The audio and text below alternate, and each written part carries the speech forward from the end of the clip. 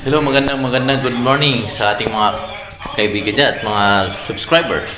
So, ngayong araw, tayo'y magpapatuka ng ating mga alagang hayop na nandito sa, kahit nasa subdivision tayo, meron tayong mga alaga. Ito yung literal na backyard. So, ayun po mga kaibigan. Titignan natin. So, ito yung mga kaibigan, ating alagang itik. Kung ganyan ang laging napapanood mo sa mga alaga mo, tiyak na matutuwa ka kasi ang lalakas nila kumain. Diba, hindi ka nangangamba na sila yung magkakasakit.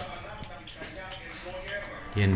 Ngayon po, lilima lang yung ating itik. Malalaki na sila. Sila po'y naka 20 days na sa atin. Simula ng ating pagbili. Malalaki na po. Yung tipong hindi sila nabubusog, kain lang ng kain. Yun po. Hindi na yun po ang ating warriors. Sila po'y lugon.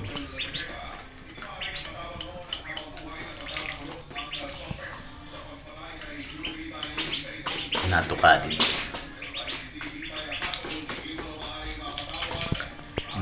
Ito naman ang ating all-time favorites, bulik.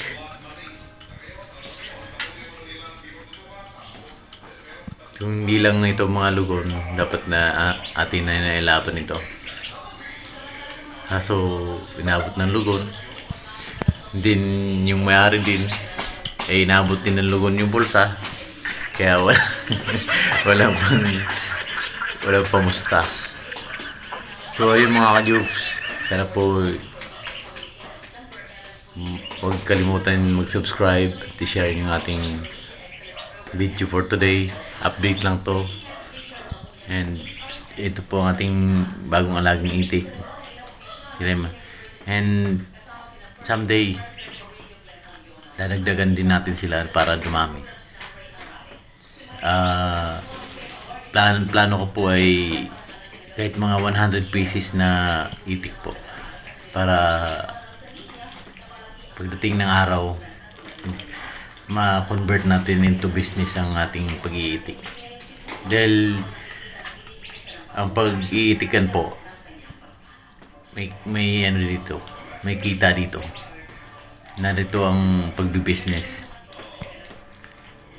So for now, plano natin is paano natin paramihin ang ating alagang itik. Ayan ating warriors. Lugon. Gulang na to. Napakagulang na.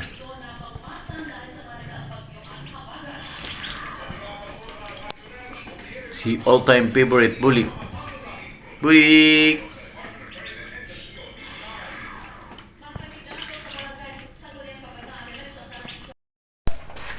Hello, what's up mga ka-jubes?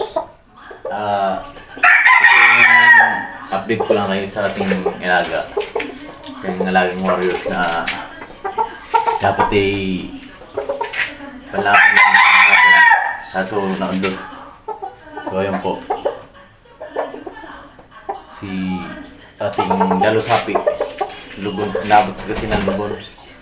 At siguro baka mga December atin na itong pwede na nating ilaban. So for now,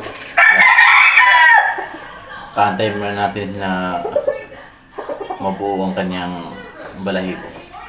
Medyo ano na naman, ay pasipol na rin.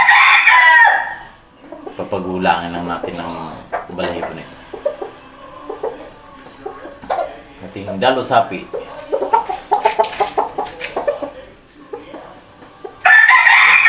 Gulang to mga ka-jokes. Pogi din.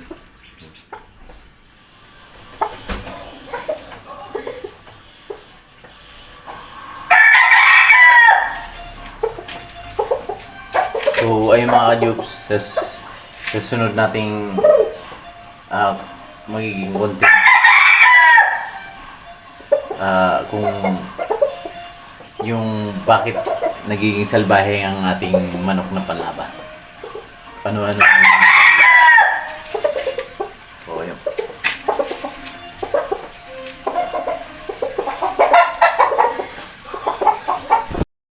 And update ko rin po kayo mga ka-Jones. Ito po yung ating siyempre long time favorites, bulik. Ayan po. Medium station. Ito po yung dapat panlaban lang natin. So, inabot lang po ng lugon. Dapat sana yung testing na rin natin. Ito po yung ano, 2 taon na rin. Diba, ano na, sagad na rin sa gulang. Tama-tama na ilaban. 0 by December. Pwede na natin ilaban to. Hindi sasabay natin sa ating dalusapi. All-time favorite. Bulik.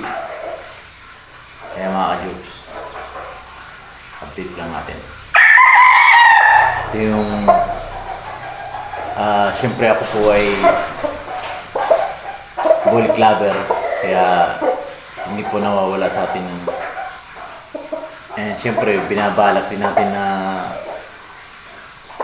nagdumami pa yung mga alaga nating manok. So this time wala pa, kaunti lang gawa ng siyempre sa ating space din. Medyo wala tayong mga paglagyan. Maybe someday darating magkaroon tayo ng space. So, ayun mga ka-Jokes, huwag niyo kalimutan mag-subscribe at i-likes, i-share na rin yung ating vlog for today. Maraming salamat po sa lahat ng ating mga subscriber. Bulik, the Puging Bulik. Bye bye.